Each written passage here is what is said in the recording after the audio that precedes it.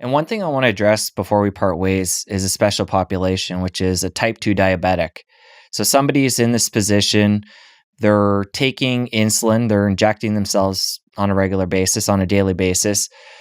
They're probably listening right now and going, I feel kind of screwed because like I'm learning here insulin is the problem and this is something I'm injecting into myself on a daily basis, maybe causing insulin resistance and feeding into that loop you discussed before. So for somebody like that, that's like, okay, I'm ready to make changes and I want to, potentially even get off of this insulin. What would you say to them? Because it seems like that way of handling is a major band-aid. It's actually just stoking the fire and continuing this cycle of insulin just being haywire. Yeah, I agree with you. I mean, the way that we treated type 2 diabetes in the past was mostly just a band aid solution.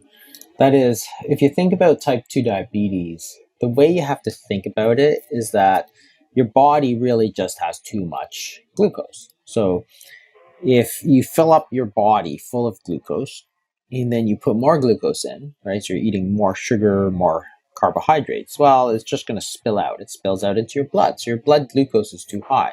But that's because your body is already full of it. If you take something like insulin, it doesn't get rid of the glucose from your body. It simply takes that glucose and just shovels more of it into storage. So it's just like if you blow up a balloon, like you can put more air in, but it just gets harder and harder to do so. So it takes more and more force. So then at some point, your body can't do it and you give exogenous insulin.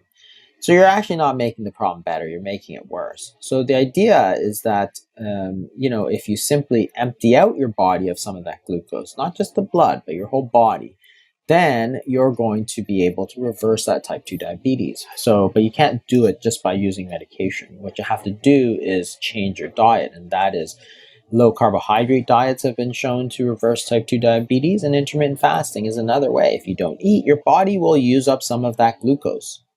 That's it. And then you can take less medication. It's really just as simple as that. And the problem is, of course, that type 2 diabetes is a largely dietary disease. So you need to fix the diet. You can't use drugs for a dietary disease and hope to do well.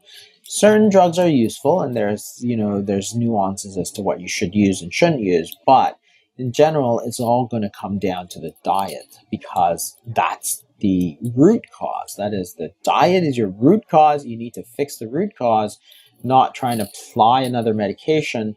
You can't keep the same diet and take this drug and hope that you're going to get better because you never fix the actual issue in the first place, right? It's looking at that, what is causing it, and then trying to fix it, as opposed to just trying to patch over the solution, right? It's a band-aid on a bullet hole. The problem is that you've got all these, underlying issues, and you're just trying to cover it up. Like, you can't do that, but that's what we've done. So if you get down to the sort of dietary issues that caused it in the first place, and you fix those, then you can actually reverse the disease. And how often is injectable insulin being prescribed to type 2 diabetics these days? Is it something that's, being toned down, or is it still is it just for certain people that get to a really extreme point with their diabetes, or how often is it used? It's a standard medication. It's so usually you use tablets first, and then when you get to a certain point, then insulin is usually given. The problem is that most people haven't focused on the diet so much. So certain companies, so there's a company at United Health called Level 2 that I work with, and they're trying to put the focus squarely back on the diet and really focusing people. So if you look at the way type 2 diabetes should be treated, it should be diet, diet, diet, then drugs.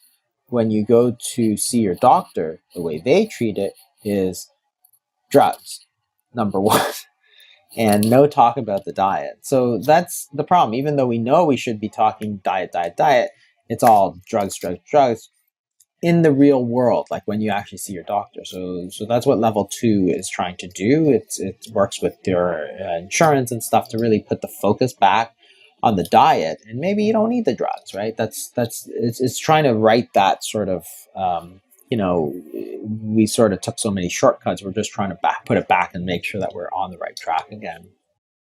If you enjoyed that clip, press here for the full episode. I'll see you over there. The thing about exercise is that it's extremely good for you, but the weight loss benefits are marginal. From a scientific mathematical standpoint,